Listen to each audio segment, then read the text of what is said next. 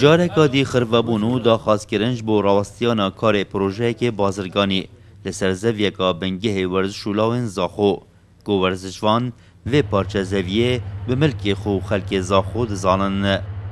li jêr dirişmê ciwaniya bajêrî yan li jêr dirişmê ku me divêt em xizmetekê bikîn di rabitin erdekê bi xwe kit misatahe bû 20 sala û qabil li tejdîd projekî biçîk da dê piştîngê sehkiyê bî vîlla û bî xanî û bî şiqe û dire em hîvîdarîn êdî em nemin em wekû xelkê Zaxo vê gavkê êdî em vî tiştî qebîl nakîn hedîqet me çûn tiştêt me çûn. Planek darişt ku em werzişê nehêlin Zaxo ewlî nadî xirab kir piştî nadî hatin ev erdê henê xirab kir piştî hingê carekê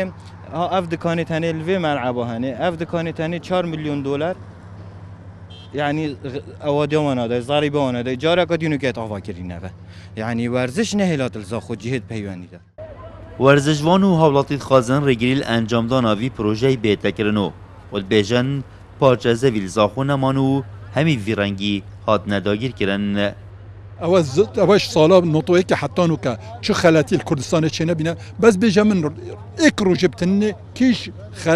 کیش خلاتی هاتیا محاسبه کردن کیش مروف دزیکریه هاتیا حبس کردن زیده بس اندت شتین هک فقیره که بخو کولکک آوا کرد بلدی دی شرطابت دور ما دور گرتن دستی کرد درخت بس هک یک خط 10,000 متر تعدی جویری بر هر حکومتی کس زیلی ناکد سبب چیه ایک بخمیا اداره Zaxo پارزگاه دو که گلک بخمن در حق آمده یا دویجی دیاره ایکل وشاردی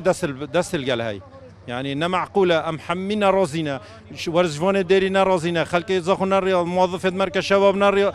نرازينا هكر تبي ماشي أم 5,000 كسل ويري كم بكين بس ما نفيد ببت مشكلة ببت فوضى ويري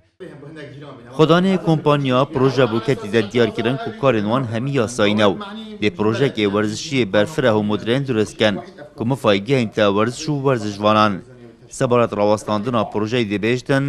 proje nahête rawastandin. بروژه يعني صد بروژه‌کی ورزشیه و دی بت ورزش و دی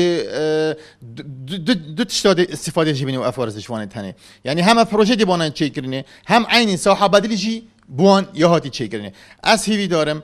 ورزش وانه ما اوی موضوعی گلک وسا یعنی بحجم گلک مازن داینه و گلک مازن کرینو دایناکت یعنی نبی شکلیه جی Kompanya Sildar Razamandîş Wezareta Rewşenbîrî û Parêzgeha Dûkê û îdara Zaxo wergirtiya û ev parçe zeviye bu projekê werzişî bû 20 sala bikiriya 13 milyon dînaran salane pê hatiye dan û piştî vî maweyî ev proje dê bû bingehê werziş û lawên Zaxo zivriteve û kompanyê çi maftêdana mînîtin. Rahat Umar, Kursat News, Zaxo.